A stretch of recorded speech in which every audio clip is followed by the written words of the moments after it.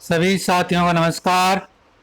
स्वागत अभिनंदन है आपका अपना यूट्यूब चैनल एस के ऑनलाइन ऐप में। आज हम अध्ययन करने जा रहे हैं राजस्थान के जो लोक वाद्य हैं उनका हम अध्ययन करेंगे। इनसे जो प्रश्न हैं वो बार बार एग्जाम जो होती है उनमें से पूछे जाते हैं। तो आज हम विस्तार से इन सभी लोक वाद्यों का जो अध्ययन है वो करेंगे। तो अपना समय ज़्यादा ज़ाया न करते हुए सीधे चलते हैं अपने टॉपिक की तरफ। और जो इस चैनल पे नए हैं वो चैनल को सब्सक्राइब करें, लाइक करें और बेल आइकन को प्रेस करें ताकि आगे आने वाली जितनी भी जो कक्षाएं हैं उसका जो नोटिफिकेशन है वो सबसे पहले आपके पास पहुंच सके। चलिए चलते हैं अपने टॉपिक की तरफ। अपना टॉपिक है आज का राजस्थान के लोक वाद्य। शुरुआत में हम अध्ययन करेंगे कि जो लोक वाद्य हैं वो क्या होते हैं और राजस्थान में उनका क्या महत्व है। राजस्थान में लोक संगीत, लोक नृत्य एवं लोक नाट्यों का जो प्रचलन है वो संभवतः सैकड़ों वर्षों से है। बिना वाद्य के जो संगीत है वो सुना है। प्राचीन काल से ही वाद्य यंत्रों का जो संबंध है वो देवी देवताओं के साथ स्थापित हो किया जाता रहा है। जैसे कृष्ण के साथ बांसुरी का संबंध, सरस्वती के साथ वीणा का, शिव के साथ डमरू का और नारद के साथ एक तारा का जो संबंध है वो दर्शाया जाता है। चलते हैं अपनी नेक्स्ट स्लाइड पे। इसमें अपना पहला जो वाद्य यंत्र आता है एक तारा। एक तारा गोल तुंबे में बांस की डंडी फंसाकर बनाया जाता है। तुंबे का एक जो हिस्सा काटकर इसे बकरे के चमड़े से मंडकर निर्मित वो किया जाता है। बांस पर दो खूंटियां होती है जिन पर ऊपर नीचे दो तार बंधे रहते हैं। इसका जो वादन है तार पर उंगली से ऊपर नीचे करके वो किया जाता है। इसको कालबेलिया, नाथ, साधु सन्यासी आदि इसे बजाते हैं। चलते हैं अपने नेक्स्ट स्लाइड पे। इसमें अपना दूसरा जो वाद्य यंत्र आता है कामायचा। कामायचा जैसलमेर और बाड़मेर क्षेत्र का प्रसिद्ध वाद्य है। यह सारंगी के समान होता है। इसकी तबली चौड़ी व गोल होती है। तबली पर चमड़ा मंडा होता है। कामायचा की ध्वनि में भारीपन और गूंज होती है। इसका प्रयोग मुस्लिम शेख अधिक करते हैं, इन्हें जिन्हें मांगणियार कहा जाता है। अगला वाद्य यंत्र आता है अपना खड़ताल। खड़ताल शब्द व करताल से बना है। बाड़मेर क्षेत्र के प्रसिद्ध कलाकार सद्दीक खां खड़ताल बजाने में दक्ष हैं। इन्हें खड़ताल का जादूगर भी कहा जाता है। तो ये प्रश्न में पूछा जाता है कि खड़ताल का जो जादूगर है वो किसे कहा जाता है। खड़ताल का जो जादूगर है वो सद्दीक खां मंगनियार को कहा जाता है। खड़ताल केर व बबूल की लकड़ी से बना होता है। इसमें दो लकड़ी के टुकड़ों के बीच में पीतल की छोटी छोटी तस्तरियां हैं वो लगी होती हैं। भक्त जनों व साधु संतों द्वारा खड़ताल का जो प्रयोग है वो किया जाता है।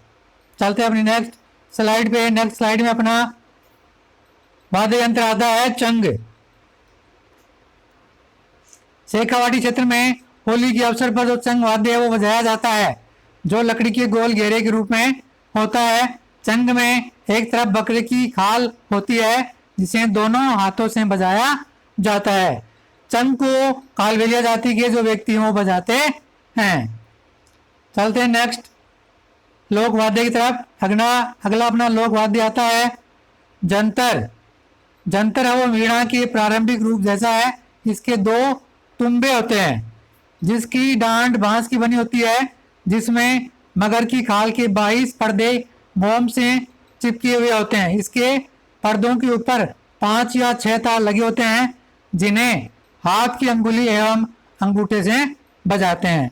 इसे खड़े होकर गले में लटकाकर बजाते हैं। इसका बगड़ावतों की कथा कहने वाले जो भोपे हैं वो इसका प्रयोग करते हैं। इसके चित्र पर्दे को चित्रित कर संगत के साथ गाकर कहानी कहते हैं। इसे लोग देवता देवनारायण जी के भजन व गीत गाते समय इसका प्रयोग वो करते हैं। इसका जो प्रचलन है वो मेवाड़ क्षेत्र में अधिक है। तो जंतर का जो प्रयोग है वो तो देवनारायण जी के भजन और गीत गाते समय इसका जो प्रयोग है वो किया जाता है। ये जो प्रश्न है वो कई बार एग्जाम में पूछा जा चुका है। चलते हैं अपने नेक्स्ट वाद्य यंत्र की तरफ। अगला अपना वाद्य यंत्र है झांझ। यह शेखावाटी क्षेत्र का प्रसिद्ध वाद्य है। इसका आकार मंजीरे से बड़ा होता है। इसे कच्ची घोड़ी का नृत्य करते समय ताशे के साथ इसको बजाते हैं। अगला अपना वाद्य यंत्र है ढोल। राजस्थानी लोक वाद्यों में ढोल महत्वपूर्ण है। इसके लोहे या लकड़ी के गोल घेरे पर दोनों ओर चमड़ा मंडा होता है। ढोल पर लगी रस्सी को कड़ियों के सहारे खींचकर कसा जाता है। वादक ढोल को अपने गले में लटकाकर लकड़ी के डंडे से बजाता है। इसे मांगलिक अवसरों पर अधिक बजाते हैं। बेलों के घेर नृत्य, शेखावाटी के कच्ची घोड़ी नृत्य और जालौर के ढोल नृत्य में विशेष रूप से इसका जो प्रयोग है वो किया जाता है। चलते हैं अपने नेक्स्ट वाद्य यंत्र की तरफ। अगला अपना वाद्य यंत्र है सारंगी। बाड़मेर और जैसलमेर क्षेत्र की लंगा जाति के द्वारा सारंगी का जो प्रयोग है वो किया जाता है। सारंगी तत्व वाद्य यंत्रों में सर्वश्रेष्ठ है। यह सागवान, तून, केर या रोइड़े की लकड़ी से बनाई जाती है। इसमें 27 तार होते हैं तथा ऊपर के तांते बकरे की आंतों से बने होते हैं। इसका वादन गज से होता है जो घोड़े की पूंछ के बालों से निर्मित होता है। इसे बिरोजा पर घिसकर बजाने पर ही इस तारों से ध्वनि है वो उत्पन्न होती है। मारवाड़ के जोगियों द्वारा गोपीचंद, भरतरी, निहालदे आदि के ख्याल गाते समय इसका जो प्रयोग है वो किया जाता है। मिरासी, लंगा, जोगी, मंगड़ियार आदि जो राजस्थानी कलाकार हैं वो सारंगी के साथ ही गाते हैं। चलते हैं अपने नेक्स्ट लोक वाद्य की तरफ। अगला अपना लोक वाद्य है शहनाई। शहनाई शीशम या सागवान की लकड़ी से बनी होती है। यह आकार में चिलम के समान होती है। ये जो प्रश्न है वो कई बार पूछा गया है कि कौन सा वाद्य यंत्र है वो चिलम के समान होता है। तो शहनाई जो वाद्य यंत्र है वो चिलम के समान होता है। तो इसको आपको ध्यान में रखना है, ये प्रश्न पूछा जा सकता है। इसमें 8 छेद होते हैं। इसका पत्ता ताड़ के पत्ते से बना होता है। शहनाई को बजाने के लिए निरंतर नाक से श्वास लेना पड़ता है।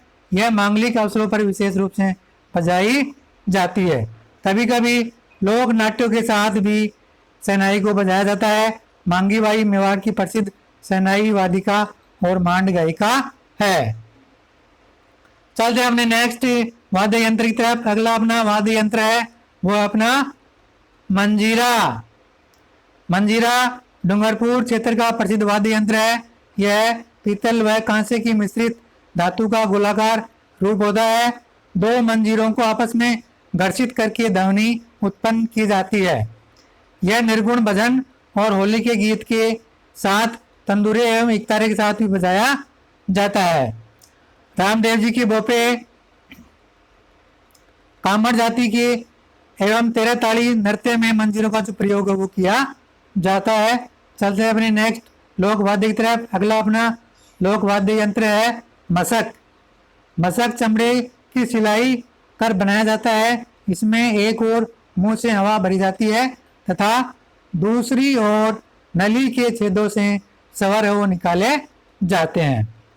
वादक एक ओर मुंह से हवा भरता है तथा दूसरी ओर दोनों हाथों से उंगलियों से स्वर है वो निकालता है। इसकी ध्वनि पूंजी की तरह होती है। इसका जो प्रयोग है वो भैरव जी के भोपे अधिक करते हैं। चलते हैं अपनी नेक्स्ट लोक वाद्य की तरफ। अगला अपना लोक वाद्य है वो है आपका मांदल। मांदल की जो आकृति है वो मर्दंग के समान होती है जो इस मिट्टी से निर्मित होती है। इसे हिरण या बकरे की खाल से मंडा जाता है। मांदल का एक मुंह छोटा और दूसरा मुंह बड़ा होता है। इसे मंडी खाल पर जौ का आटा चिपकाकर बजाया जाता है और साथ में थाली भी बजाई जाती है। भील गौरी नृत्य में इसका जो प्रयोग वो करते हैं और भील गौरी नृत्य करते समय इसको बजाते हैं। चलते हैं अपने नेक्स्ट वाद्य यंत्र की तरफ। अगला अपना वाद्य यंत्र है तंदूरा। तंदूरा 4 तार का होता है, जिसे चौतारा भी कहा जाता है। इसका निर्माण लकड़ी से होता है। इसके साथ मंजीरा, खड़ताल, चिमटा आदि वाद्य यंत्र वो बजाए जाते हैं। इसका रामदेव जी के भोपे एवं कामर जाति के जो लोग हैं इसका अधिक प्रयोग करते हैं। अगला अपना वाद्य यंत्र है ताशा। ताशा को तांबे की चपटी परात पर बकरे का पतला चमड़ा मंडगर है वो बनाया जाता है और इसे बांस की कपचियों से बजाया जाता है। इसे मुसलमान जो लोग हैं इसका जो अधिक प्रयोग करते हैं या अधिक इसको बजाते हैं। अगला अपना वाद्य यंत्र है नगाड़ा। नगाड़ा 2 प्रकार का होता है, छोटा और बड़ा नगाड़ा। लोक नाट्यों में नगाड़े के साथ शहनाई बजाई जाती है। लोक नृत्यों में नगाड़ा की जो संगत के बिना रंगत नहीं आती है, यह युद्ध के समय अधिक बजाया जाता है। जब युद्ध की रणभेरी करनी होती है तो नगाड़े को बजाया जाता है। अगला अपना वाद्य यंत्र आता है पुंगी। पुंगी घिया तुम्बे की बनी होती है। तुम्बे का जो ऊपरी हिस्सा है वो लंबा और पतला तथा नीचे का जो हिस्सा है वो गोल होता है। तुम्बे के निचले गोल हिस्से में से 2 नलियां लगाई जाती हैं। इन नलियों में स्वरों के छेद होते हैं, जिनमें से एक नली में स्वर कायम है व दूसरी नली में स्वर वो निकाले जाते हैं। यह कालबेलियों व आदिवासी भील जातियों का प्रसिद्ध वाद्य यंत्र है। अगला अपना वाद्य यंत्र है बपंग। बपंग मेवात क्षेत्र का प्रसिद्ध वाद्य यंत्र है। इसका आकार डमरू नुमा होता है, जिसको एक ओर चमड़े से मंडते हैं तथा दूसरी ओर इसे खुला छोड़ दिया जाता है। इसे चमड़े में छेद कर तार को एक खूंटी से बांध देते हैं। वर्तमान में इसे प्लास्टिक के तंतु से बनाते हैं। इसे आंख में दबाकर बजाते हैं। इसमें तान को ढीला करके विभिन्न प्रकार की जो ध्वनियां वो निकालते हैं। जहूर खां इसके प्रसिद्ध कलाकार हैं। अगला अपना लोक वाद्य यंत्र आता है अलगोजा।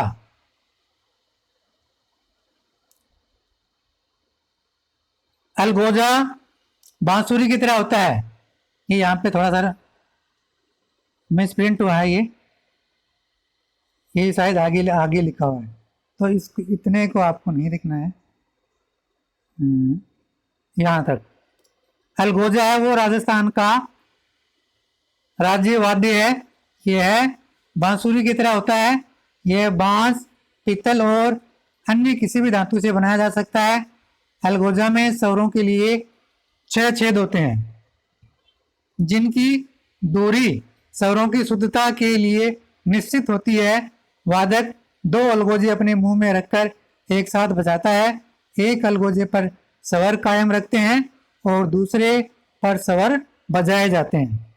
जयपुर के पदमपुरा गांव के प्रसिद्ध कलाकार रामनाथ चौधरी हैं। वो नाक से अलगोजा वो बजाते हैं। अब अलगोजा और राजस्थान का लोक वाद्य है, तो ये प्रश्न पूछा जा चुका है। आगे भी ये पूछा जाने की इसकी संभावना बनती है, तो इसको आपको ये ध्यान में रखना है कि अलगोजा वो राजस्थान का लोक वाद्य यंत्र है। अगला अपना लोक वाद्य आता है